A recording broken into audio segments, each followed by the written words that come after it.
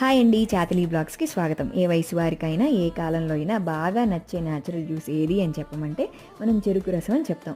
మరి ఇలాంటి చెరుకు రసాన్ని అందరూ తీసుకోవచ్చా? దీనివల్ల లాభాలు నష్టాలు ఏంటో ఒక్కసారి చూద్దాం. చెరుకు రసంలో ఉన్నటువంటి న్యాచురల్ షుగర్స్, న్యాచురల్ ఫైబర్స్తో పాటు కాల్షియం, మెగ్నీషియం, పొటాషియం, ఐరన్ మనకి చాలా చాలా హెల్ప్ చేస్తాయి. అలాగే దీనిలో ఉన్న vitamin A, C, B1, B2, B3, B5, B6 మన స్కిన్ ఆరోగ్యానికి, కిడ్నీ ఆరోగ్యానికి, కాలేయ ఆరోగ్యానికి ఎంతో ఉపయోగపడతాయి. అయితే దీన్ని బాగా పనిచేసేవారు, గర్భిణీ స్త్రీలు, పిల్లలు, అలాగే బాగా జిమ్ చేసేవాళ్ళు తరచుగా తీసుకున్న ఎలాంటి నష్టం ఉండదు. అయితే డయాబెటీస్ ఉన్నవాళ్ళు మాత్రం చెరుకు రసాన్ని తీసుకోవడానికి చాలా జాగ్రత్త వహించవలసింది. ఎందుకంటే దీనిలో ఉన్న న్యాచురల్ సుక్రోజ్ రక్తంలో కలవగానే ఇది మన బ్లడ్ యొక్క షుగర్ లెవెల్స్ని ఒక్కసారిగా స్పైక్ చేస్తుంది.